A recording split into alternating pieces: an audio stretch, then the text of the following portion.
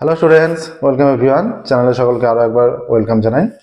আমরা ABTA test paper solve করছি। ABT এর আগের ক্লাসে আমরা 165 পাতার যে ম্যাথের কোশ্চেন ছিল সেটা সলভ করেছিলাম। আজকের ক্লাসে আমরা এবিটি এর 191 পাতার যে ম্যাথের কোশ্চেনটা আছে সলভ করব।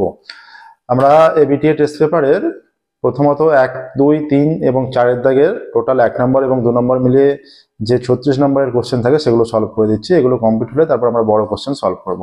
ঠিক আছে, তো আজকে আমরা 191 পাতার পেজটা সলভ করব। মাধ্যমিক পরীক্ষার্থীদের জন্য আমাদের রায় মার্টিন সলভ করা আছে। রায় মার্টিনের টেস্ট পেপার এবিটি এর করছি, এরপরে আমরা পর্ষদের টেস্ট পেপারও সলভ করে দেবো। তোমাদের ম্যাথের বইটা সম্পূর্ণরূপে সলিউশন পেয়ে যাবে, আমাদের লিস্টে আছে সমস্ত কিছুই। এছাড়া অন্যান্য ক্লাস 9, 11, 12 ম্যাথের সম্পূর্ণ সলিউশন পেয়ে যাবে। এছাড়া মাধ্যমিকের সালের কোশ্চেনগুলো 2017 থেকে পরপর প্রত্যেকটা সালের ম্যাথের কোশ্চেন সম্পূর্ণ সলভ করা আছে। ঠিক আছে, যে কোনো প্রবলেম হলে কমেন্ট করবে, অবশ্যই আমরা সেগুলো সলভ করে দেওয়ার চেষ্টা করব। শুরু করছি আজকের ক্লাস। দেখো 191 পাতার 1 দাগের 1 থেকে শুরু করছি। পেজ নাম্বার 191, 1 দাগের 1, দাগ নাম্বার দিয়েছি আমরা। প্রথম কোশ্চেন যেটা আছে 1 দাগের 1, প্রথম কোশ্চেন আছে একটি দ্বিঘাত সমীকরণের সর্বোচ্চ ঘাত। দ্বিঘাত সমীকরণের সর্বোচ্চ ঘাত কত? একটি দ্বিঘাত সমীকরণের সর্বোচ্চ ঘাত 2 হয়, তাই তো? তাহলে 1 দাগের 1টা হয়ে যাবে অপশন বি তে আছে, অপশন বি 2। 2 দেখো, 2 বলছে কোনো মূলধন একটি নির্দিষ্ট সরল সুদের হারে 20 বছরে দ্বিগুণ, একই সুদের হারে ওই মূলধন 3 গুণ হবে কত বছরে? আমরা মনে করছি সুদের হার 8%, দেখো আচ্ছা পি টাকা, সেটা দ্বিগুণ হয়ে 2p হয়ে যাচ্ছে। পি টাকাটা 8% হারে আর এটা 20 বছরে সমান 20 বছর। তাহলে সুদ কত হচ্ছে? সুদ আসলে দ্বিগুণ হচ্ছে, তাহলে সুদ হয়ে যাচ্ছে 2p - p = p টাকা সুদ। তাহলে p = সুদ আর সূত্র অনুযায়ী যে সুদ আসছে p × r × t/100 এইটা। তাহলে এইটা কেটে গেলে আচ্ছা 20 আর এইটা কেটে গিয়ে 5 থাকছে, তার মানে r/5 = 1, r = 5। তাহলে সুদের হার হয়ে যাচ্ছে 5%। কত বছরে 3 গুণ হবে? আমরা যদি ধরে নিই t বছরে 3 গুণ হবে, যদি সুদে আসলে 3 গুণ হয় তাহলে 3p। তাহলে সুদ কত হচ্ছে? সুদ হয়ে যাচ্ছে 3p আর আসল p, তাহলে সুদ হয়ে যাচ্ছে 2p টাকা। অতএব 2p = সুদ p/100, p আর এর মান 5 × t/100। আমরা t বছরে ভেবে নিচ্ছি। p কেটে গেল, 5 দিয়ে কাটলে 20 হয়ে যাচ্ছে।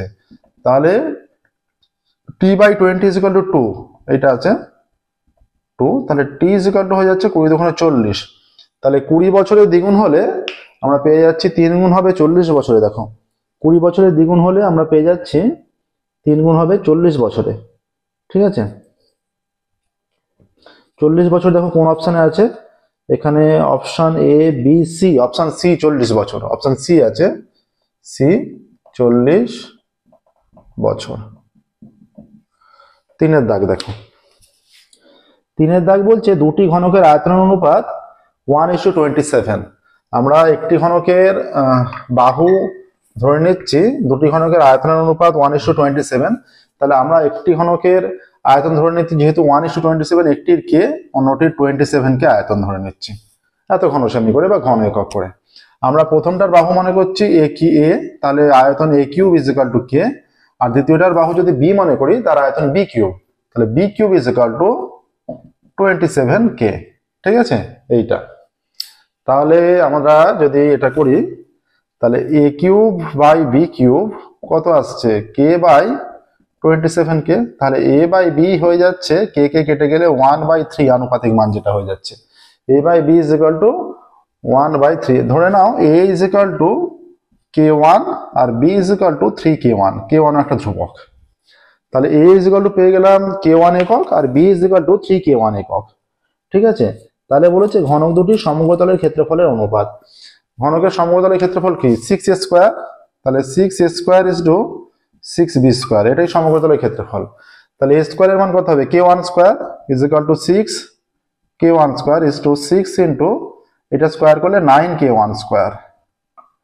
তাহলে k1² তুলে দিলে 6:6 × 54, 6 দিয়ে ভাগ করে দিলে 1:9। এটাই আসছে সমগ্রতলের ক্ষেত্রফলের অনুপাত, 1:9।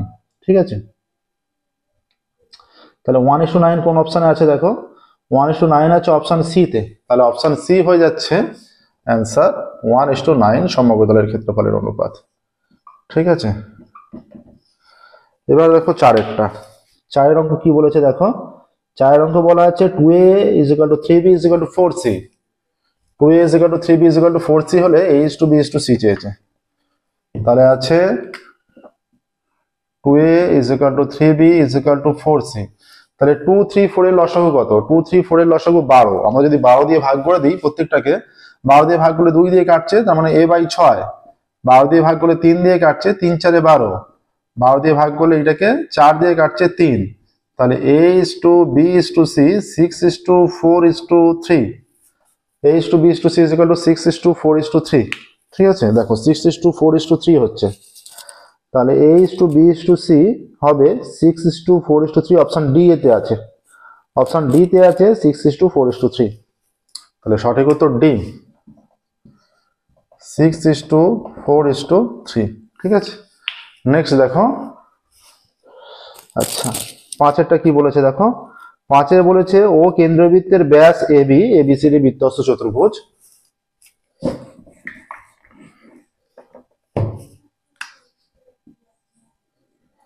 ও কেন্দ্রবৃত্ত, আচ্ছা এইটা ব্যাস মনে করো এবি, সেইভাবে আঁকতে হবে। এবি ব্যাস, এটা কেন্দ্র, এবিসিডি ও কেন্দ্রবৃত্ত। ঠিক আছে, এইরকম। এরপর কি কন্ডিশন আছে? এডিসি 120, এডিসি এইটা 120 ডিগ্রি। আর কি বলেছে? এডিসি 120। বিএসি এর মান, বিএসি, বিএসি এই কোণটার মান চেয়েছে, বিএসি এই কোণের মান। আচ্ছা, এইটা যদি 120 হয়, বৃত্তস্থ চতুর্ভুজের বিপরীত কোণগুলো পরস্পর সম্পূরক হয়। এবি ব্যাস, তাহলে এইটা 120 হলে এইটা কত হবে? এইটা প্লাস এইটা নিশ্চয়ই 180 হবে। তাহলে এইটা 120 হলে বি কোণের মান 60 ডিগ্রি হয়ে যাচ্ছে। আচ্ছা, এবি ব্যাস, তার মানে এইটা তো অর্ধবৃত্তস্থ কোণ, তার মানে এটা 90 ডিগ্রি হয়ে যাচ্ছে। বোঝা গেল? এইটা বি কোণ প্লাস ডি কোণ 180 ডিগ্রি, কারণ বৃত্তস্থ চতুর্ভুজের বিপরীত কোণগুলো পরস্পর সম্পূরক। বি কোণ প্লাস ডি কোণ 180 ডিগ্রি। ডি কোণ যেহেতু 120, তাহলে বি কোণের মান 60 ডিগ্রি হয়ে যাচ্ছে। ঠিক আছে, আর এ সি বি অর্ধবৃত্তস্থ কোণ, সি কোণ 90 ডিগ্রি। তাহলে এ বি সি ত্রিভুজের দুটো কোণের মান জানি, ত্রিভুজের তিনটি কোণের মানের সমষ্টি 180 ডিগ্রি। একটা ত্রিভুজের দুটো কোণের মান জানা থাকলে অটোমেটিক্যালি আমরা তৃতীয় কোণের মান বের করতে পারবো। 180 থেকে এই দুটো মানের সমষ্টি বিয়োগ, এই দুটো সমষ্টি করলে 90 আর 60 150 হয়। 180 - 150 30 ডিগ্রি। তাহলে চলে আসছে পাঁচেরটা যে বিএসি কোণের মান, তাই তো? বিএসি কোণের মান 30 ডিগ্রি, এটা আছে অপশন সি তে। Option C 30 degree. ঠিক আছে, অপশন সি 30 ডিগ্রি, বিএসি কোণের মান। নেক্সট দেখো, এটা 5এরটা হয়ে গেল। এবার আমরা 6এরটা যাব। 6এরটা কি বলেছে দেখো। 6এরটা বলেছে 3x = cosec alpha, 3/x = cot alpha। 3x = cosec alpha, 3x = cosec alpha, আর 3/x = cot alpha। ঠিক আছে, আচ্ছা আমরা কি জানি? cosec square alpha minus cot square alpha = 1। তাহলে cosec square alpha minus cot square alpha = 1, এটা আমরা জানি। ঠিক আছে, তাহলে x এর মান কত? x এর মান হয়ে যাচ্ছে, cosec x এর মান আমরা পুট করলে cosec x হয়ে যাচ্ছে এখানে cosec square x, তার মানে 9x² হয়ে যাচ্ছে। আর cot স্কয়ার করলে উপর নিচ স্কয়ার হবে, 9/x² হয়ে যাচ্ছে 1। তাহলে 9 কমন নিলে x² - 1/x² = 1 হচ্ছে। 9 মানে, এবার আমরা যদি উভয় দিকে 3 দিয়ে ভাগ করি, এই যে 9/3 × x² - 1/x² = 1/3। এইটা কেটে গেলে 3 × x² - 1/x² = 1/3 হয়ে যাচ্ছে। ঠিক আছে, তাহলে 3 × x² - 1/x² এর মান হয়ে যাচ্ছে 3 × x² - 1/x² মানে 1/3, যেটা অপশন সি তে আছে। অপশন সি 1/3 সঠিক উত্তর। দেখে নাও। তাহলে দেখো 1-এর দাগের সব কটা কমপ্লিট হলো। এবার আমরা যাচ্ছি 2-এর দাগে। 1-এর দাগের সব কটা কমপ্লিট হয়েছে দেখো।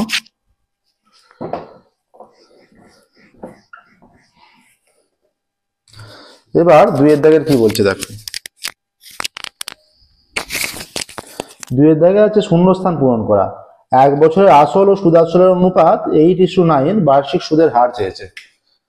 আচ্ছা, 1 বছরের আসল আর সুদ আসলের অনুপাত, তাহলে 8:9 হলে আসল আমরা ধরে নিচ্ছি 8p আর সুদ আসল 9p, তাহলে সুদ কত 9p minus 8p is equal two p হচ্ছে সুদ, সুদের হার আমরা 8% ধরে নিচ্ছি, 8%, সময় 1 বছর, তাহলে p ইজ ইকুয়াল টু এখান থেকে ক্যালকুলেশন করে p পাচ্ছি। এবার সূত্র ফেলে সেই যে সুদ এটা ক্যালকুলেশন করে সুদ আসল থেকে আসল বিয়োগ করে সুদ পেলাম, এবার সূত্র অনুযায়ী সুদ পাবো 8p, p into r into t হচ্ছে 1 বছর বাই 100, p কেটে গেল, অতএব এটা 4 দিয়ে গেলে 4 দুগুণে 8, 4 পঁচিশে 100, তাহলে 2/r by 2r by 25 is equal to 1, ডান দিকে কিছু নেই মানে 1, r ইজ ইকুয়াল টু 25/2, অতএব r ইজ ইকুয়াল টু 12.12, 12 দুগুণে 24 থেকে 25/2, সুদের হার 12.12%, ঠিক আছে, বা 12.5%ও লিখতে পারো, কোনো অসুবিধা নেই, ঠিক আছে। তাহলে শূন্যস্থান পূরণ, শূন্যস্থান পূরণে দেখো প্রথম অঙ্কটা আমরা যেটা পেয়ে যাচ্ছি সুদের হার চেয়েছে, আমরা 12.5% লিখছি।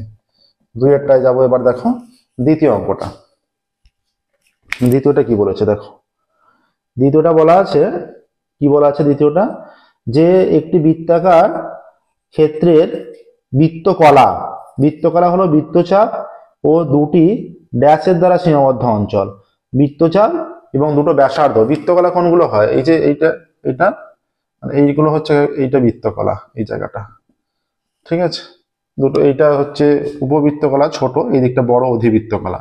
তাহলে বৃত্তচাপ এবং ব্যাসার্ধ তোমাদের বৃত্ত সংক্রান্ত উপপাদ্য চ্যাপ্টারের প্রথম দিকে এগুলো সংজ্ঞাগুলো দেয়া আছে, ঠিক আছে, এগুলো তৈরি রাখবে। বৃত্তকলা হচ্ছে বৃত্তচাপ, এইটা হচ্ছে বৃত্তচাপ এবং দুটো ব্যাসার্ধ, এই একটা ব্যাসার্ধ এই একটা ব্যাসার্ধ দ্বারা সীমাবদ্ধ অঞ্চল।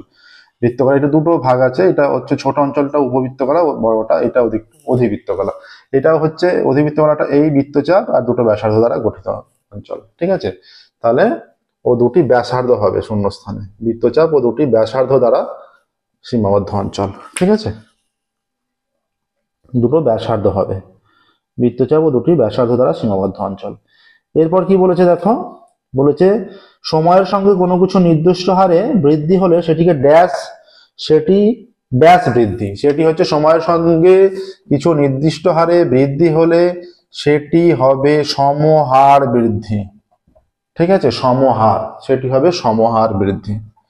চারেরটা দেখো, চারেরটা বলেছে √3 - 2 এর অনুবন্ধীকরণে ড্যাশ, √3 - 2 এর অনুবন্ধীকরণে রুটের আগের সাইনটা চেঞ্জ হবে অনুবন্ধীকরণে, √3 - 2 এর কনস্ট্যান্টটা যেটা মানে 2টা যেটা সেটা ফিক্স থাকবে, রুটের আগের সাইনটা চেঞ্জ হবে এর অনুবন্ধীকরণে। তাহলে √3 - 2, এই যে √3 - 2 এর সাইনটা চেঞ্জ হবে, এর সাইনটা প্লাস আছে, -√3 - 2, এইটা হচ্ছে এর অনুবন্ধীকরণ, ঠিক আছে। 5এর দেখো, 5 আর 6, 5এর কি বলেছে, 5এর অঙ্কে যাবো দেখো। এরপর বলেছে একমুখ কাটা একটি পেন্সিল, একমুখ কাটা একটি পেন্সিল, পেন্সিলের আকার শঙ্কু ও ড্যাশের সমন্বয়। এই যে পেন্সিল একমুখ কাটা এরকম হয়, এটা মনে করো পেন্সিল, আর এটা একমুখ কাটা মানে একদিকটা এরকম কাটা আছে এইরকম, এই দিকটা কাটা নয়, তাই এই দিকটা এরকম। তাহলে এতটা যে আকৃতিটা, এই আকৃতিটা ভালো করে বুঝবে, যেটা আমরা আন্ডারলাইন করছি, এই যেটা বুলিয়ে ফিল আপ করছি, এটা হচ্ছে একটা চোঙ, এটা চোঙের আকার।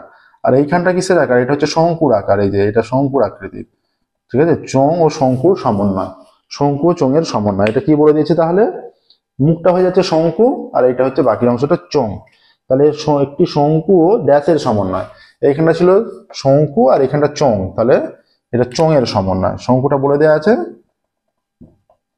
চোঙের সমন্বয়, যদি চোঙ বলা থাকে চোঙ ও শঙ্কুর সমন্বয়, এরকম হবে, ঠিক আছে।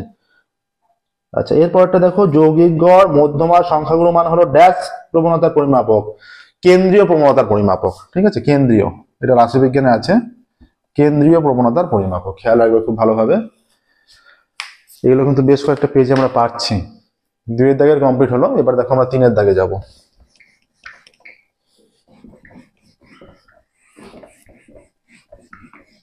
3এর দাগে আছে সত্য মিথ্যা।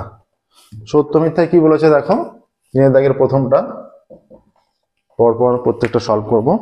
প্রথমটা বলা আছে, প্রথম কোশ্চেন আছে চক্রবৃদ্ধি সুদের ক্ষেত্রে নির্দিষ্ট সময় অন্তর সুদ আসলের সঙ্গে যোগ হয়, সেই কারণে আসলের পরিমাণ ক্রমাগত বাড়তে থাকে। ঠিক আছে, এটা একদমই সত্য। সুদ আসলের সঙ্গে যোগ হয় অবশ্যই, তাহলে প্রথম বছরের আসল যা হয় দ্বিতীয় বছরের আসল বৃদ্ধি পেয়ে যায়। আচ্ছা,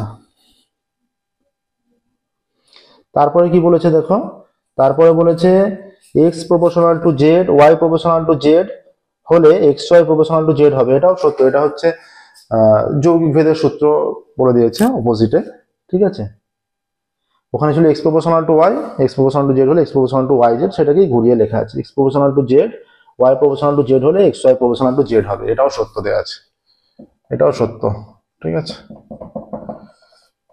দুটোই সত্য দেয়া। তিনেরটা দেখি কি তথ্য। তিনেরটা আছে একটি বৃত্তে একটি নির্দিষ্ট সরলরেখার সমান্তরাল তিনটি স্পর্শক অঙ্কন করা যায়।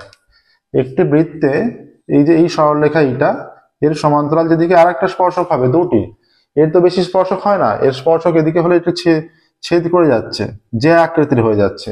তিনটি যে দেওয়া আছে তিনটি নয়, দুটি থাকলে সত্য হতো, তাহলে এই তথ্যটি ভুল তথ্য বা মিথ্যা তথ্য দেওয়া আছে চারেরটা। আচ্ছা, চারটা বলেছে একটি নিরেট গোলকের ব্যাসার্ধের দৈর্ঘ্য দ্বিগুণ করলে গোলকটির আয়তনও দ্বিগুণ হবে। নিরেট গোলকের ব্যাসার্ধ দ্বিগুণ করলে গোলকটির আয়তন, দেখো গোলকের আয়তনের সূত্র কি, 4/3 পাই আর কিউব, এটা গোলকের আয়তন। এবার ব্যাসার্ধ দ্বিগুণ করে দিচ্ছি, আরটা এখানে আর ব্যাসার্ধ, আর ব্যাসার্ধ 2r হয়ে গেলে হয়ে যাবে 4/3 পাই 2r তার কিউব এত ঘন একক সমান 4/3 পাই, এটা 2r এর কিউব হচ্ছে 2r into 2r into 2r, 3 বার 2r গুণ, 3 বার 2r গুণ করলে 8r কিউব হয়ে যায়, 8r কিউব সমান 4×8 32 পাই আর কিউব। তার মানে এইটার সঙ্গে 8 গুণ বৃদ্ধি পাচ্ছে, 4-এর সঙ্গে 8 গুণ করলে 32 হয়, 8 গুণ বাড়ছে, কিন্তু বলছে আয়তন দ্বিগুণ বাড়বে বলেছে। আয়তন বলেছে আয়তন গুণ দ্বিগুণ হবে, তাহলে তথ্যটা ভুল বা মিথ্যা, মিথ্যা তথ্য দেওয়া আছে। পাঁচেরটা দেখো, পাঁচেরটা কি বলেছে দেখো, এটা তাহলে মিথ্যা তথ্য দেওয়া আছে। পাঁচেরটা বলে দিয়েছে যে 0 ডিগ্রি আলফার মান 0 ডিগ্রি থেকে 90 ডিগ্রির মধ্যে হলে sec square alpha minus cosec square alpha সর্বনিম্ন মান 2। এটা আমরা কোষে দেখাবো। দেখো সেক আর কোসেক অনন্যক, এর মান অবশ্যই পজিটিভ হবে, আমরা বুঝতে পারছি। Sec square alpha plus cosec square আলফার মান আমরা একইভাবে যেভাবে প্রত্যেকটা চ্যাপ্টারে এই ধরনের অঙ্ক থাকছে দেখছি, cosec cos alpha minus sec alpha, cos alpha আমরা নিচ্ছি cos alpha minus sec alpha, তো যেগুলো স্কোয়ার আকারে আছে যেহেতু cos square plus sec square, তাহলে অবশ্যই মান পজিটিভ ভাবে বুঝতে পারছি। তাহলে সেই জন্য আমরা এখানে মাঝে মাইনাস নিয়ে তার হোল স্কোয়ার করছি, এর হোল স্কোয়ারটা greater than is equal to 0। সূত্র ফেললে cos square alpha minus 2 cos alpha sec alpha plus sec square alpha greater than is equal to 0 হলো। আচ্ছা, অতএব cos square alpha plus sec square alpha minus 2 cos alpha into 1 by cos alpha greater than is equal to 0, cos কেটে গেল, তাহলে cos square alpha plus sec square alpha minus 2 greater than is equal to 0, অতএব হয়ে যাচ্ছে cos square alpha plus sec square alpha greater than is equal to 2। তাহলে cos square alpha plus sec square alpha এর মান 2 বা তার চেয়ে বড়, তাহলে সর্বনিম্ন মান কত, সর্বনিম্ন মান 2। ঠিক আছে, এটাই। তাহলে এটা তোমাকে এটা মধ্যে প্রমাণও হয়ে গেল, 2 নম্বর থাকলেও এইভাবেই করতে হবে। যদি বলে দেখাও যে সর্বনিম্ন মান 2, তাহলে যে তথ্যটা ছিল সেটা সত্য হলো। যদি দেখাতে বলে এইভাবেই করতে হবে, এবং 2 নম্বরে থাকলেও এটা প্রমাণটা হয়ে গেল। ঠিক আছে, বলছে 2 3 9 10 9 3 9, 2 3 9 10 9 3 9 এই তথ্যটা আছে, 7টা মান আছে। ঠিক আছে, 2 3 9 10 9 3 9, তথ্যের সংখ্যাগুরু মান 10। যেটা হাইয়েস্ট মান থাকবে সেটা সংখ্যাগুরু মান নয়, যে মানটা সবচেয়ে বেশি বার থাকবে সেটা সংখ্যাগুরু মান।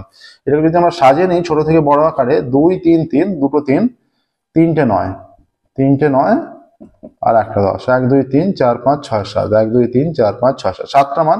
9 কবার আছে, 3 বার, তাহলে সংখ্যাগুরু মান কত, 9 হচ্ছে।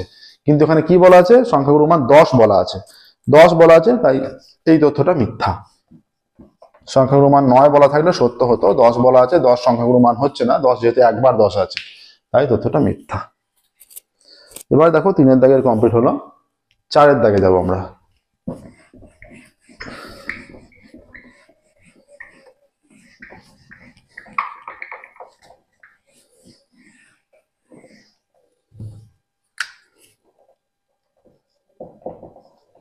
চারের দাগের এক একটা দেখো কি বলেছে।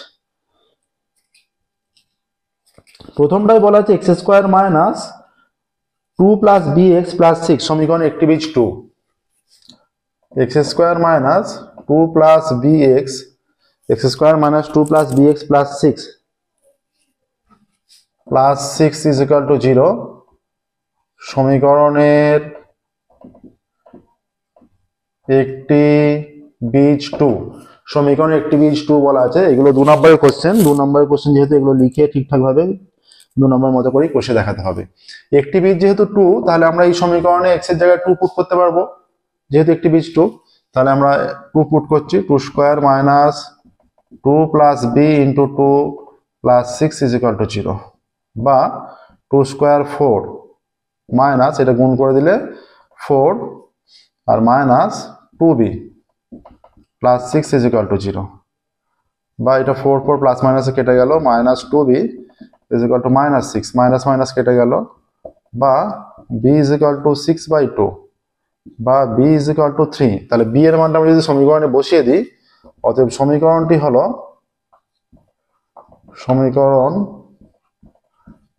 হবে x square minus 2 plus 3x plus 6 is equal to 0। অতএব x square minus 5x plus 6 is equal to 0। এটাকে যদি মিডল ফ্যাক্টর করি, 3 plus 2x plus 6 is equal to 0, বা x square minus 3x minus 2x plus 6 is equal to 0, বা x common x minus 3 minus 2 common x minus 3 is equal to 0, বা x minus 3 x minus 2 is equal to 0, বা তাহলে এখানে কি হবে, আর বা লেখার দরকার নেই। অতএব x minus 3 is equal to 0, অতএব x ইজ ইকুয়াল টু 3, আর একটা কি আসছে x minus 2 is equal to 0, অতএব x ইজ ইকুয়াল টু 2। ঠিক আছে, এইটা তাহলে একটা বীজ আমরা এখান থেকে 2 বলা আছে, দেখো এখানে পাচ্ছি অলরেডি। আর একটা বীজ তাহলে অপর বীজ চেয়েছে, অতএব অপর বীজ এখানে পেয়ে যাচ্ছি। অতএব অপর বীজ হবে 3। তাহলে সমীকরণের অপর বীজ হচ্ছে 3। দেখো অপর বীজও পেয়ে যাচ্ছি, দুটো বীজই পেয়ে গেলাম, একটি বীজ 2 আর একটি বীজ 3। এই অঙ্কটা এই একই ধরনের অঙ্ক সম্ভবত এর আগে একটি পেজে আমরা করেছি। এরপর দেখো, এরপর বলছে বার্ষিক 5% সরল সুদের হারে কত টাকার মাসিক সুদ 1 টাকা। মাসে সুদ চেয়েছে। 2 এর অঙ্কে যাচ্ছি। দেখো বার্ষিক 5%, যেহেতু এটা সরল সুদ বলেছে, বার্ষিক 5% সরল সুদ, সরল সুদের হার ইজ ইকুয়াল টু 5%। এটা বার্ষিক বলা আছে। তাহলে যেহেতু সরল সুদ, 1 মাসের সুদ 1 টাকা হলে বছরের সুদ নিশ্চয়ই 12 টাকা হবে, 12 মাসে বছর। ঠিক আছে, আচ্ছা, মাসিক সুদ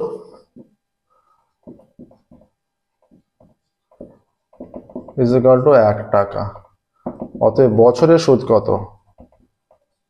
বছরের সুদ 1 ইন্টু 12 এত টাকা ইজ ইকুয়াল টু 12 টাকা। বছরের সুদ 12 টাকা। ঠিক আছে, বছরের সুদ পেয়ে গেলাম, সুদের হার আর সুদ পেয়ে গেলাম।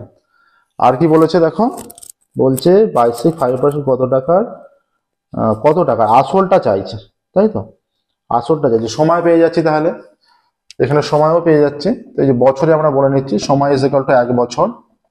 আচ্ছা, ধরি আসল ইজ ইকুয়াল টু পি টাকা। অতএব পি টাকার 5% সুদের হারে 1 বছরের সুদ কত? 1 বছরের সুদ is equal to P into R এর মান 5t 1 বছর বাই 100 এত টাকা। এখানে সুদের হার বার্ষিক। একটা জিনিস খেয়াল রাখতে হবে, মাসে সুদ 1 টাকা বললেও যেহেতু সুদের হারটা বার্ষিক বলে দিয়েছে, তাই বছরে নিয়ে চলে আসতে হবে। বা যদি বা সুদের হারটাকে মাসে ঘোরালে 12 দিয়ে ভাগ, যে কোনো একটা করতে হবে। ঠিক আছে, হয় সুদের হারটাকে 12 দিয়ে ভাগ বা নাহলে সুদটাকে 12 দিয়ে গুণ, যে কোনো একই এতে আনতে হবে, হয় মাসের কন্ডিশনে পুরোটা নিয়ে যেতে হবে বা বছরের কন্ডিশনে পুরোটা নিয়ে যেতে হবে।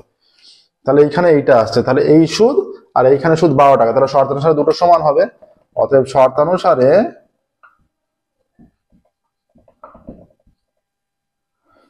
এইটা নিয়ে চলে এসো 5p/100 এত টাকা। 5p/100 = 12। অতএব p এর মান কত? 12 × 100/5, 5 দিয়ে কাটলে 5 × 20 100। অতএব p = 12 দুগুণে 24, 240। ঠিক আছে, 240 আসছে। তাহলে কি বলেছে এখানে? এখানে বলেছে যে কত টাকার মাসিক সুদ? 1 টাকা। অতএব 5% হারে 240 টাকার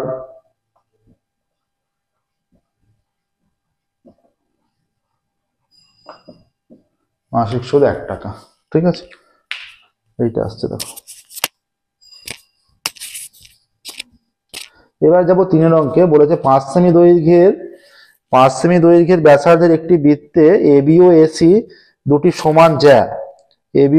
সমান জ্যা, বৃত্তের কেন্দ্র এবিসি ত্রিভুজের বাইরে অবস্থিত। এই অঙ্কটা তোমাদের বইয়ে আছে, বইয়ের অঙ্ক। আচ্ছা, এটা 2 এর অঙ্ক হলো, কিন্তু এটা 2 এর দাগের অঙ্ক হলো। ঠিক আছে,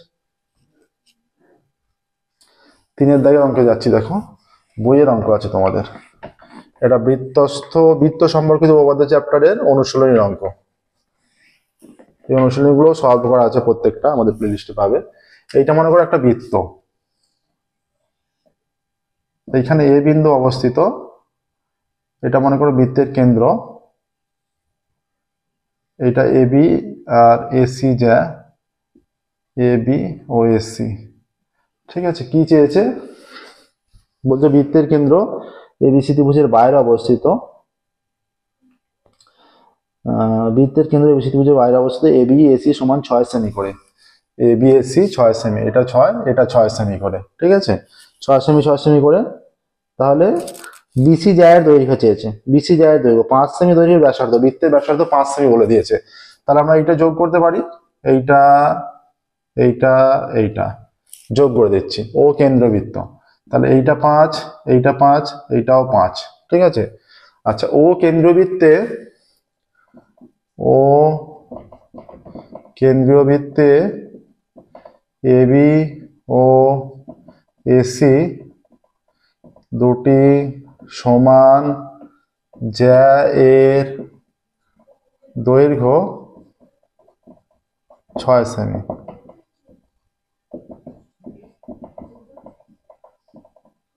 এবি সমান এসি সমান 6 সেমি হয়ে যাচ্ছে। এবি সমান এসি সমান 6 সেমি। ঠিক আছে, বৃত্তের কেন্দ্র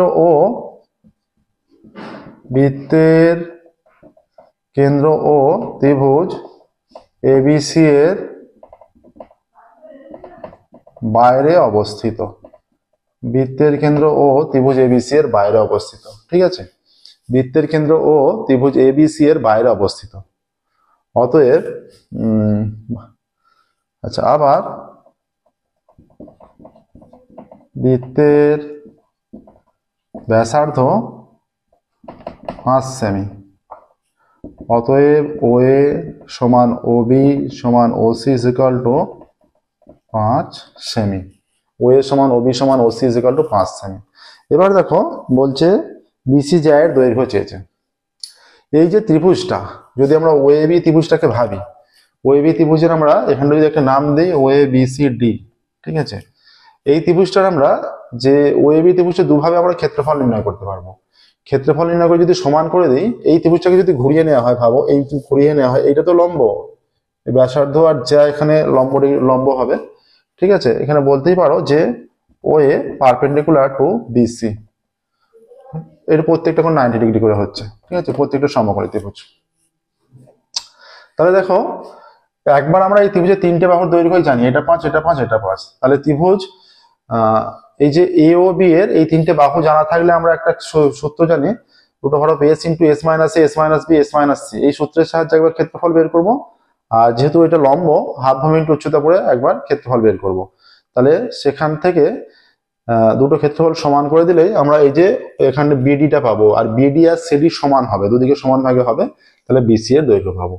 এবার দেখো ত্রিভুজ এবিসি এর ক্ষেত্রফল, এবিসি এর ক্ষেত্রফল পাচ্ছি, এটা তো এস অর্ধ পরিসীমা বলা হয়, তাহলে অর্ধ পরিসীমা কত হবে দেখো, 5 5 10 আর 6 16, তার মানে 16/2, 8 হচ্ছে অর্ধ পরিসীমা, ঠিক আছে। তাহলে এস ইন্টু এস এর মান 8, S minus A, S minus 6, S minus 5, S minus 5 এত বর্গ সেমি, ঠিক আছে। হয়ে যাচ্ছে 8টাকে আমরা 2 ইন্টু 2 ইন্টু 2 করে ভাঙছি, আবার 8 মাইনাস 6 2, 8 মাইনাস 5 3, 8 মাইনাস 5 3 এত বর্গ সেমি। 4টে 2 এর জন্য দুটো 2 বাইরে, একটা 3 বাইরে, 2 দুগুণে 4 3 12 বর্গ সেমি, ঠিক আছে। আবার যেহেতু লম্ব, এবার লম্বর কন্ডিশন নিলে ত্রিভুজ এবিসি এর ক্ষেত্রফল, আবার ত্রিভুজ অন্যভাবে ত্রিভুজ এবিসি এর ক্ষেত্রফল, এবিসি এর ক্ষেত্রফল is equal to half into এই যে ওয়ের দৈর্ঘ্য 5 ইন্টু বিডি, বিডি এত বর্গ সেমি, ঠিক আছে। এবার দেখো, এবার যেটা হবে, অতএব শর্তানুসারে তাহলে দুভাবে আমার ক্ষেত্রফল নির্ণয় করলাম। এই যে একটা ত্রিভুজে দুভাবে ক্ষেত্রফল নির্ণয় করলেও ক্ষেত্রফলটা তো একটাই, সে মানটা এক্স্যাক্টলি একটাই হবে, দুটোকে সমান করছি। শর্তানুসারে half into 5 into BD is equal to 12, অতএব BD is equal to 12 into 2/5, তাহলে 24/5 কত আসছে 4, 4.8, অতএব BC is equal to BD plus CD is equal to 4.8 plus 4.8 is equal to 9.6, এইটা আসছে দেখো।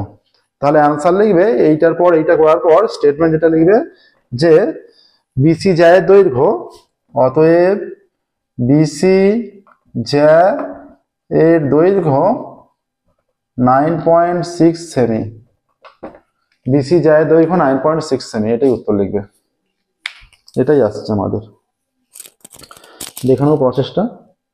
এবার কি বলেছে দেখো, নেক্সট এটা 3-এর অঙ্কটা হয়ে গেল, এটা 3-এর অঙ্কটা হলো, 3-এর অঙ্কটা হলো।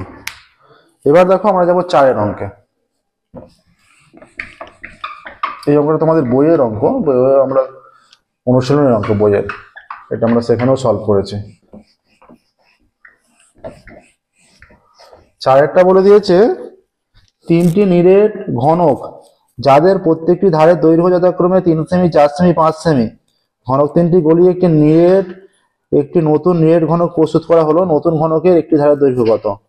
আচ্ছা, প্রথম ঘনকের 4-এরটা,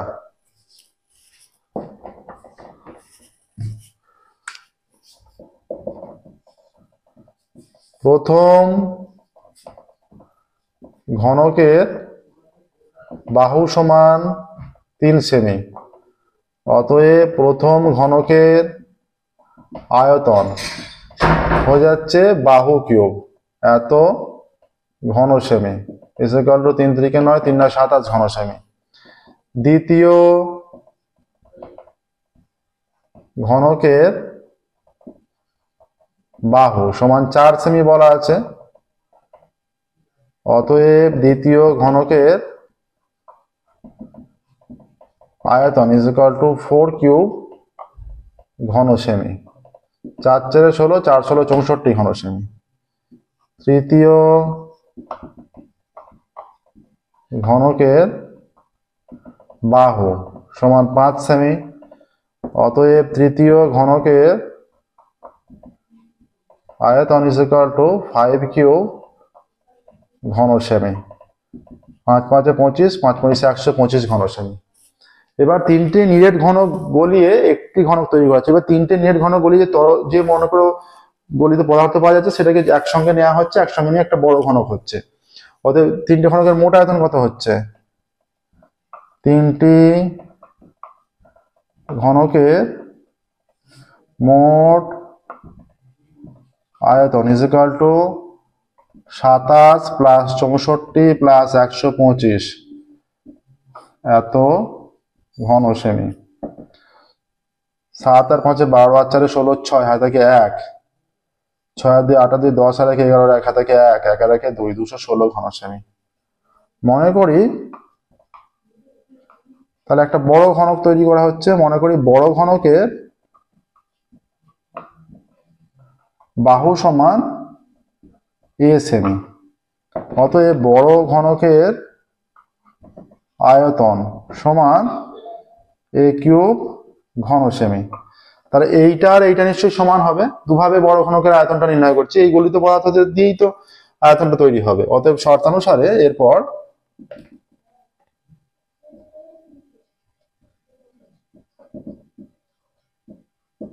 a cube is equal two 216, অতএব a cube is equal two 6 cube, অতএব a ইজ ইকুয়াল টু 6।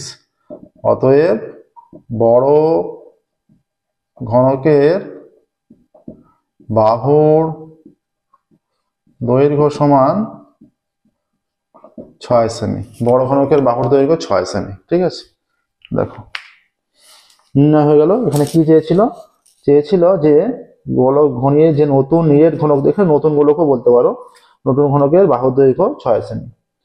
আচ্ছা নেক্সট 5-এ যাবো এবার। 5-এর অঙ্কে এটা বড় ঘনক বা নতুন ঘনকও বলতে পারো, কোনো অসুবিধা নেই।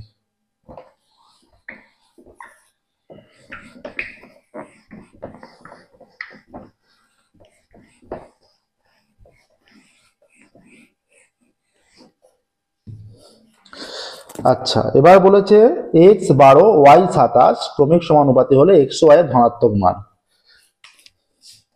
x 12 y ও 27 ক্রমিক সমানুপাতি।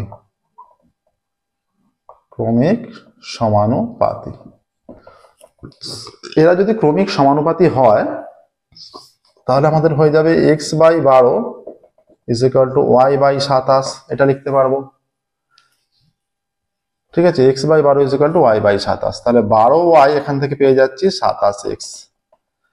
আবার এটাও লিখতে পারবো, আবার x by 12 is equal to 12 by y। তাহলে এখান থেকে এটাও লিখতে পারবো xy ইজ ইকুয়াল টু 12 12 144। আবার এটাও হবে আবার 12 বাই y, শেষে তিনটেকে ভাবলে yটা মাঝের সংখ্যা, y বাই 27। অতএব y square is equal two 27 into 12, 27 দুগুণে 270 আর 27 দুগুণে 270 আর 27 দুগুণে 54, 270 আর 54 324 হয়ে যাচ্ছে। অতএব y is equal two plus minus 18। অতএব y ইজ ইকুয়াল টু যেহেতু পজিটিভ 18 হয়ে যাবে এটা, তাহলে y এর মান আমরা পেয়ে যাচ্ছি 18। দেখো আবার এইখানে যদি নিয়ে নিই, অতএব 18 ইন্টু এক্স, y এর মানটা পুট করে দিয়েছি, 18 into x is equal to 144। অতএব x is equal to 144 by 18। অতএব এক্স ইজ ইকুয়াল টু এটা 8 হয়ে যাচ্ছে। অতএব এক্স এর মান 8 আর y এর মান 18। এক্স এর মান 8, y এর মান 18 পেয়ে যাচ্ছি। দেখো দুটো মান। ঠিক আছে, দেখো যে মান পাচ্ছি আমরা, x এর মান পাচ্ছি 8 আর y এর মান পাচ্ছি 18। নেক্সট কি বলেছে দেখো, বলছে নেক্সট যেটা বলেছে, বার্ষিক নির্দিষ্ট শতকরা চক্রবৃদ্ধি হার সুদে কিছু টাকা n বছরে দ্বিগুণ হলে কত বছরে 4 গুণ হবে? চক্রবৃদ্ধি সুদে কিছু টাকা n বছরে দ্বিগুণ হয়েছে।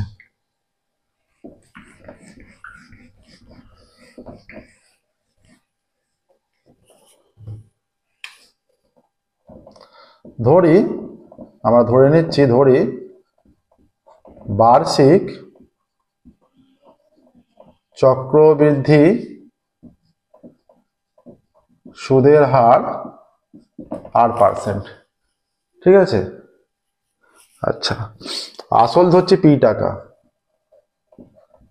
আসল ইজ ইকুয়াল টু p টাকা, n বছরে 8% চক্রবৃদ্ধি সুদের হারে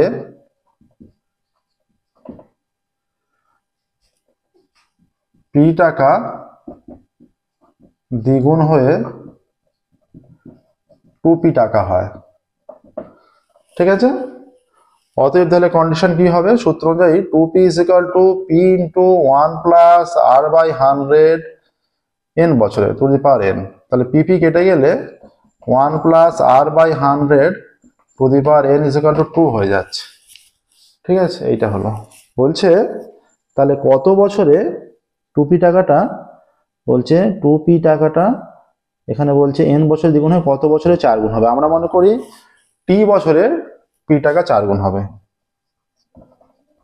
মনে করি t বছরে p টাকা 4 গুণ হবে। অতএব 4p is equal to p into 1 plus r by 100 to the power t। ঠিক আছে, আবারও pp কেটে দাও। অতএব 1 plus r by 100 to the power t is equal to 4 হয়ে যাচ্ছে pp কেটে গেলে। অতএব 1 plus r by 100 to the power t is equal to 2 to the power 2 লিখছি 4টাকে। এই নিচের 2 এর জায়গায় এই মানটা বসাবো। অতএব 1 plus r by 100 to the power t is equal to নিচের 2 এর জায়গায় এই মানটা 1 plus r by 100 1 plus r by 100 to the power n, তারও পাওয়ারে আবার 2। এটা এক লাইন বেশি লিখলাম আমরা। তার মানে এটা কি হয়ে যাচ্ছে 1 plus r by 100 to the power t is equal to 1 plus r by 100, তার মানে এর পাওয়ারে এটা, তার মানে গুণ হয়ে যাচ্ছে। তাহলে এটা n স্কয়ার নয়, n into 2 গুণ হবে 2n। তাহলে উভয় দিক তুলনা করলে দুটোই একই সংখ্যার পাওয়ারে আছে, তাহলে t is equal to 2n হয়ে যাচ্ছে যেহেতু একই সংখ্যার পাওয়ারে। ঠিক আছে, এবার দেখো তাহলে আমরা এখানে কি বলেছে যে কত বছরে 4 গুণ হবে। তাহলে আমরা অনায়াসে বলতে পারি যে, সহজেই বলতে পারি যে এখান থেকে যে 2n বছরে 4 গুণ হবে। অতএব 2n বছরে 4 গুণ হবে। আগে এই ক্যালকুলেশনটা করবে এতটা, তারপর এইটা, তারপর এইটা। ঠিক আছে, তারপর স্টেটমেন্টটা লিখবে। হ্যাঁ, এবার দেখো 2n বছরে 4 গুণ অ্যান্সার হলো আমাদের, এটা 6এরটা হলো। এবার 7এর অঙ্কে যাবো। দেখো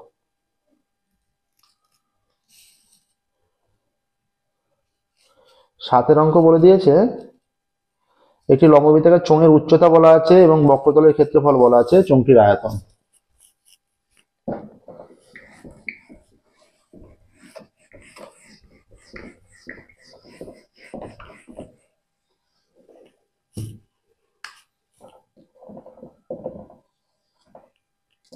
একটি লম্ব বৃত্তাকার চোঙের উচ্চতা সমান 14 সেমি। লম্ববৃত্তাকার চোঙের উচ্চতা 14 সেমি, তাই তো বলা আছে। লম্ববৃত্তাকার চোঙের উচ্চতা 14 সেমি। চোঙটির বক্রতলের ক্ষেত্রফল 264 বর্গ সেমি। চোঙটির বক্রতলের ক্ষেত্রফল 264 বর্গ সেমি। চোঙটির বক্রতলের ক্ষেত্রফল 264 বর্গ সেমি। উচ্চতা বলা আছে, ধরি চোঙের ব্যাসার্ধ, ধরি চোঙের ব্যাসার্ধ is equal two r semi আমরা ধরে নিচ্ছি। তাহলে চোঙের ব্যাসার্ধ আর যদি উচ্চতা জেনে থাকি, আমরা চোঙের বক্রতলের ক্ষেত্রফল বের করতে পারবো 2πr/h, যেটা ফর্মুলা বক্রতলের ক্ষেত্রফলের। তাহলে শর্তানুসারে, অতএব শর্তানুসারে 2 ইন্টু পাই এর মান 22/7 ইন্টু r ইন্টু h এর মান 14 ইজ ইকুয়াল টু 264। ঠিক আছে, এখান থেকে আমরা r পেয়ে যাব। এর হচ্ছে চোঙের বক্রতলের ক্ষেত্রফল নির্ণয়ের সূত্র। এই সূত্রের সাহায্যে চোঙের বক্রতলের ক্ষেত্রফল নির্ণীত হবে, আর সেটা বলা আছে 264। তাহলে দূরভাবে নির্ণীত বক্রতলের ক্ষেত্রফল একই হবে। তাহলে এখান থেকে অতএব r is equal two 264 into 22/7 7 22 হয়ে গেল, ইন্টু 2টা হাফ ইন্টু 1/14 হলো। এটা 22 একে 22, 4 44, 22 দুগুণে 44। ঠিক আছে, 7 দিয়ে কাটলে 7 দুগুণে 14, 2 দিয়ে কাটলে 6, 2 দিয়ে কাটলে 6 কে আবার 3। অতএব r is equal two 3, r is equal two আসছে 3। তাহলে চোঙের ব্যাসার্ধ 3 সেমি। অতএব চোঙের ব্যাসার্ধ 3 সেমি। অতএব চোঙটির আয়তন, চোঙটির আয়তন পাই আর স্কোয়ার এইচ, একবারে সূত্র ফেলে দিচ্ছি, লিখেইছি আমরা পাই R square into 3 into H এর মান 14। এত ঘন সেমি হবে, একক ঘন সেমি হয় আয়তনের। আচ্ছা 7 দুগুণে 14, 2। আচ্ছা 22 আর 3 3 9 দুগুণে 18, 22 আর 18 গুণ 22 ইন্টু 18, এত ঘন সেমি। তাহলে 18 দুগুণে 36, আবার 18 দুগুণে 36, 396 ঘন সেমি। চোঙটির আয়তন 396 ঘন সেমি। ঠিক আছে, এইটা আসছে দেখো, চোঙের আয়তন আসছে 396 ঘন সেমি। দেখানোর প্রসেসটা। নেক্সট দেখো 8 অঙ্কে যাব। 8 অঙ্ক বলেছে একটি নিরেট গোলকের বক্রতলের ক্ষেত্রফল এস, আয়তন ভি। তাহলে এস কিউব বাই ভি স্কোয়ারের মান, পায়ের মান না বসিয়েই হয়ে যাবে, পায়ের মান বসানোর দরকার পড়বে না।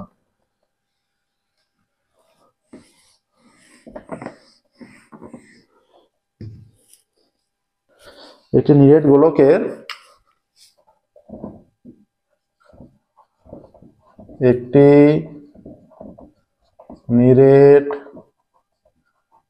গোলকের বক্রতলের ক্ষেত্রফল সমান এস এবং নিরেট গোলকের ঘনফল সমান ভি। ঠিক আছে, ধরি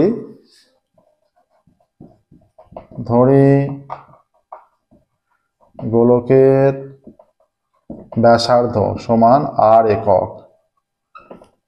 অতএব গোলকের বক্রতলের ক্ষেত্রফল S is equal to 4 pi R square, এত বর্গ একক। ঠিক আছে, এইটা এলো। অতএব গোলকের ঘনফল V is equal to 4/3 pi R cube, এত ঘন একক। ঠিক আছে, এবার অতএব S cube by V square এর মান কত? এস কিউব হয়ে যাচ্ছে 4 pi R square, 4 pi R square, 4 pi R square, V square এটা হচ্ছে 4/3 pi R cube, 4/3 pi R cube, এইটা আসছে দেখো। তাহলে এখানে দেখো কি হচ্ছে, এই পাই আর স্কোয়ার পুরোটা কেটে দিই। পাইয়ের মান আমরা বসাচ্ছি না, ব্র্যাকেটে দেওয়া আছে পাইয়ের মান না বসিয়ে বের করছি। এটা কেটে দিলে একটা আর পড়ে থাকছে, পাই আর স্কোয়ার সঙ্গে পাই আর স্কোয়ার কেটে দিলে এখানেও একটা আর পড়ে থাকছে। এখানে পাই আর স্কোয়ার, এখানে পাই আর কিউব, যেহেতু কিউব একটা আর পড়ে থাকছে। এই আর এর সঙ্গে এই আর স্কোয়ার কেটে দিলে আর, এই আর কেটে গেল, পাই পড়ে আছে। তাহলে এখানে পড়ে থাকছে এই 4 কেটে যাচ্ছে, এই 4 কেটে যাচ্ছে, একটা 4 আর পাই পড়ে আছে। তাহলে ওপরে আছে 4 পাই, আর এটা 1/9, তো এটা উল্টে গিয়ে 9 হয়ে যাচ্ছে, এটা 36 পাই চলে আসছে। বা এটা এক লাইন ঘুরিয়ে পরে আরেক লাইনে উল্টে দিয়ে ক্যালকুলেশন করলেও হবে। অতএব S cube by V square এর মান কত হচ্ছে? মান 36 পাই। তোমাদের যদি বুঝতে অসুবিধা হয় এইভাবেও করতে পারো, এরপরে একটা লাইন রাখতে পারো যে 4 পাই, এটা কেটে দিলে, আচ্ছা শুধু যদি সংখ্যাগুলো রাখো, যে পাই আর স্কোয়ারে কেটে দিয়ে যদি শুধু সংখ্যাগুলো রাখো, যদি 4 4 4, মানে পাই আর স্কোয়ার গুলো কেটে দিলে শুধু সংখ্যা আছে, তাহলে এখানে 4/3টা উল্টে গিয়ে 3/4, আর 4/3টা উল্টে গিয়ে 3/4, একটা পাই থেকে যাবে, ইন্টু পাই, একটা পাই থেকেই যাবে। এবার এই 4-এর সঙ্গে এই 4 কেটে গেল, এই 4-এর সঙ্গে এই 4 কেটে গেল। যাদের বুঝতে অসুবিধা হচ্ছে 3 4 12, 3 12 36, এইভাবেও ক্যালকুলেশন করতে পারো। ঠিক আছে, এবার দেখো 8-এর দাগের হয়ে গেল। এবার আমরা যাবো 9-এর দাগের অঙ্কে। 9-এর দাগের কি বলা আছে? বলা আছে x proportional to y, y proportional to z, z proportional to x হলে দেখাও অশূন্য ভেদ ধ্রুবক তিনটির গুণফল 1। আচ্ছা, k1 into k3, k1 into k2 into k3 1 দেখাতে হবে।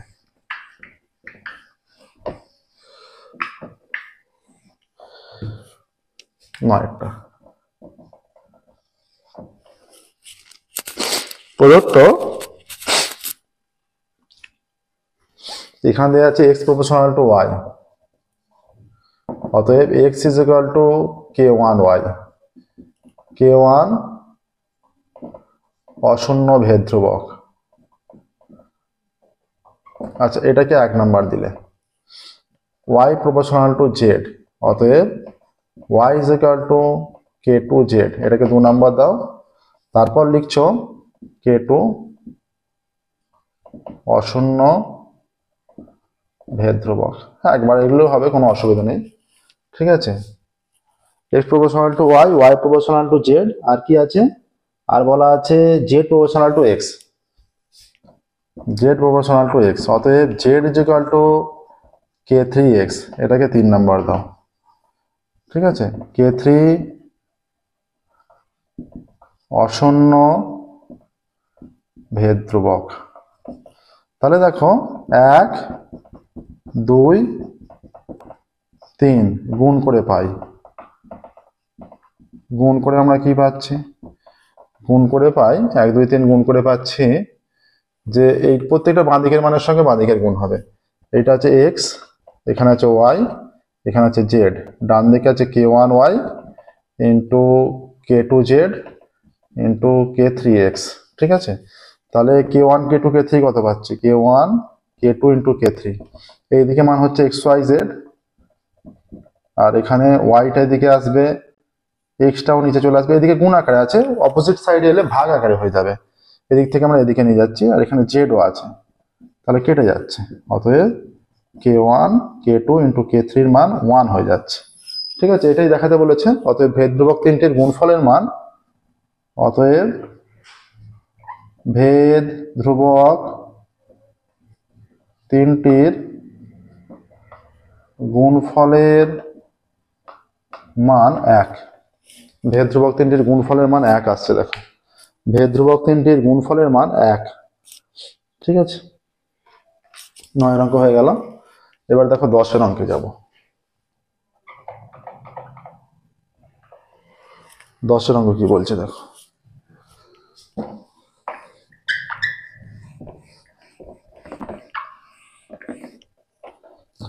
দশের অঙ্ক এখানে বলা আছে একটি লম্ববৃত্তাকার শঙ্কুর পার্শ্বতলের ক্ষেত্রফল ভূমির ক্ষেত্রফলের √5 গুণ, শঙ্কুর উচ্চতা ও ব্যাসের দৈর্ঘ্যের অনুপাত নির্ণয় করো। ধরছি আমরা, ধরি লম্ব বৃত্তাকার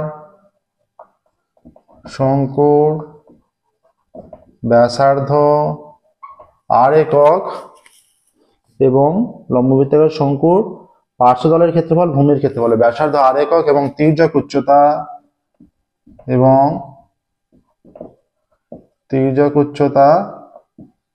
l একক। কিসের কিসের অনুপাত চেয়েছে, চেয়েছে শঙ্কুর উচ্চতা ও ব্যাসার্ধের, আরো ধরি এবং উচ্চতা h একক, ঠিক আছে। অতএব এই তিনটা ধরে নিলাম। অতএব শঙ্কুর ভূমির ক্ষেত্রফল πr² বর্গ একক হয়ে যাচ্ছে, ভূমির ক্ষেত্রফল πr² বর্গ একক। অতএব শঙ্কুর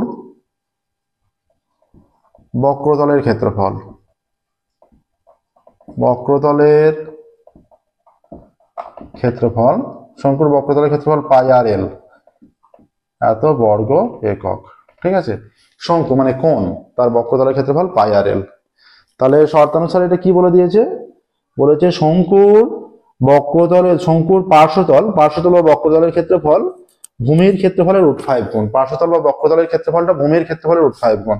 অতএব শর্তানুসারে কি হচ্ছে, এটা বক্রতলটা আছে, এটা পার্শ্বতল আছে, যদিও দুটো একই ব্যাপার, পয়কা তালবস্যয় বয় রেপ। শর্তানুসারে হয়ে যাচ্ছে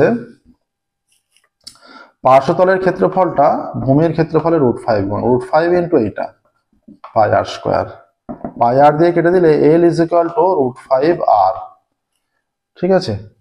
এবার কি চেয়েছে, কি বলেছে, এটা হচ্ছে উচ্চতা আগে, উচ্চতা ও ব্যাসার্ধের অনুপাত। তাহলে আমরা কি জানি, শঙ্কুর ক্ষেত্রে l² is equal two r² plus h², এবার উভয় দিকে আগে বর্গ করো, বর্গ করলে এল স্কোয়ার ইজ ইকুয়াল টু √5 টা 5 হয়ে যাবে, 5 আর স্কোয়ার, এল স্কোয়ারের মান A square plus R square is equal to 5 R square, বা A square is equal to 5 R square minus R square, বা A square is equal to 4 R square. ঠিক আছে, তাহলে অতএব A square by R square is equal to 4 হচ্ছে। ঠিক আছে, অতএব A square by R square is equal to 4/1, কোনাকুনি গুণ করলে ম্যাচ করা যাচ্ছে, দেখো 4 আর স্কোয়ার। অতএব রুট করে দিলে উভয় দিকে h/r ইজ ইকুয়াল টু 2/1, অতএব h is to r is equal to 2:1, এইটা আসছে দেখো, h is to r is equal to 2:1। ঠিক আছে, এইটা আসছে। অতএব তাহলে আমরা এখান থেকে লিখতে পারি h ইজ টু r যেহেতু 2:1 আসছে, শঙ্কুর উচ্চতায় আগে বলা আছে শঙ্কুর উচ্চতা ও ব্যাসার্ধের দৈর্ঘ্যের অনুপাত, অতএব শঙ্কুর উচ্চতা ও ব্যাসার্ধের দৈর্ঘ্যের অনুপাত ইজ ইকুয়াল টু 2:1, শঙ্কুর উচ্চতা ও ব্যাসার্ধের দৈর্ঘ্যের অনুপাত 2:1 আসছে দেখো। 10এরটা হলো। নেক্সট দেখো 11 নম্বরে যাচ্ছে। 11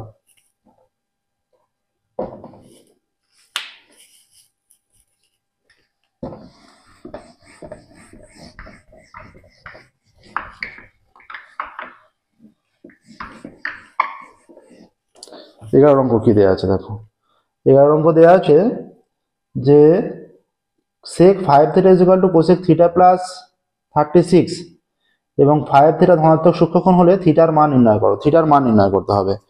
sec 5 θ ইজ ইকুয়াল টু দেওয়া আছে sec 5 θ is equal to cosec θ plus 36 degree, এটা দেওয়া আছে। sec 5 θ is equal to cosec θ plus 36, তাই তো? sec 5 θ cosec θ প্লাস 36, আমরা sec 5 θ মানে কি লিখতে পারি, এটা cosec 90 minus 5 θ, cosec 90 minus θ is equal to sec θ। যেহেতু 5 θ ধনাত্মক সূক্ষ্মকোণ বলেছে, 90 এর যে ছোট, তাহলে 90 টা আগে লিখতে পারি আমরা, 90 থেকে এটা বিয়োগ, তাহলে cosec 90 minus θ is equal to sec θ হয়। তাহলে এটা cosec θ প্লাস এর ডান দিকটা যেরকম সেই রকমই রাখছি। cosec যদি উভয় দিকে তুলে দিই তাহলে কি হয়ে যাচ্ছে, অতএব 90 minus 5 θ is equal to θ plus 36, বা এটা minus 5 θ minus θ is equal to 36 minus 90 degree, বা minus 6 θ is equal to minus 36 বিয়োগ করলে 54 হয়ে যাচ্ছে, এটা কেটে গেল মাইনাস মাইনাস, অতএব θ is equal to 54 degree by 6, বা θ ইজ ইকুয়াল টু 9 ডিগ্রি, অতএব θ এর মান 9 ডিগ্রি। ঠিক আছে, 9 ডিগ্রি, থিটার মান আসছে 9 ডিগ্রি। দেখো থিটার মান এলো 9 ডিগ্রি।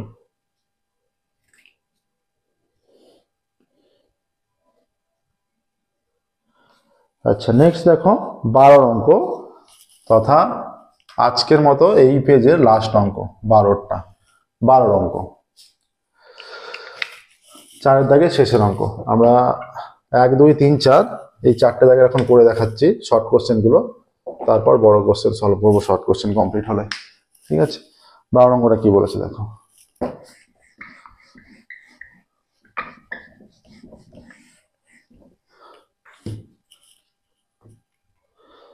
একটি পরিসংখ্যা বিভাজনের গড় 8.1, পরিসংখ্যা বিভাজনের গড় 8.1। ঠিক আছে, পরিসংখ্যা বিভাজনের গড় 8.1। প্রদত্ত কি আছে, সামেশন অফ fi xi, প্রদত্ত summation of fi xi is equal two 132 plus 5k। Summation of fi কত, সামেশন অফ fi আছে 20, k এর মান নির্ণয় করতে বলেছে 20।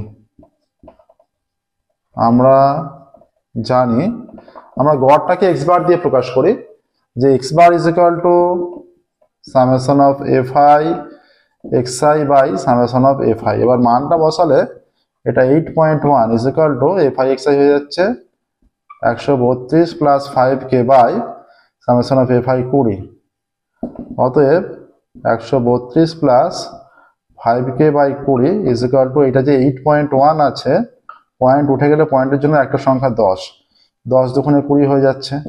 অতএব 132 plus 5k is equal two 81 দুগুণে 162, বা 5k is equal two 162 minus 132, বা